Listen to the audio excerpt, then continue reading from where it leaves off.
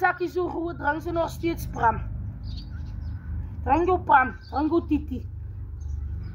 En ek wacht dat julle vir my kom en kom sê, Zisa, maar die handzakkie is te groot vir pram, breng julle se baan vir voor jou property se deur. Net mama se bapa, drink jou titi. Mama geef jou pram. Drink jou pram, dat is jou pram. Wie gaat jou dan strijden? Wie gaat jou strijden?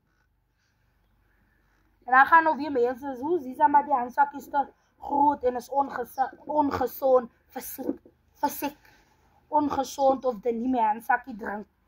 Weet jullie, hij jaren. Ik onthou nog, mijn één neef het gedrink tot op 10 jaar.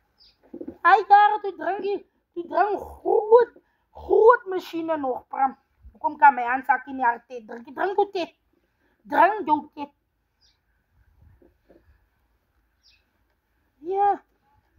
10, 11-jarige handzakjes en rugzakjes en 5-jarige drink.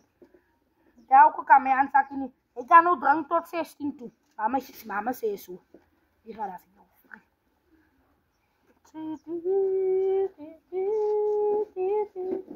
Ik kan drinken tot op 16 jaar. Slaap mijn handzak.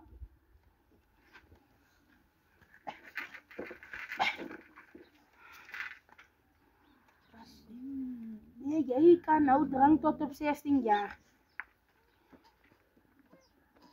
Moedersmelk. Die lekkerste melk wat je kan krijgen. Ja, dan zeg je, jij kan jouw pram drinken. Jouw tijd kan je drinken tot hij tijd toe. Mama, ik wil op neerleggen. Alles is zwaar, zal mama je nog steeds dragen.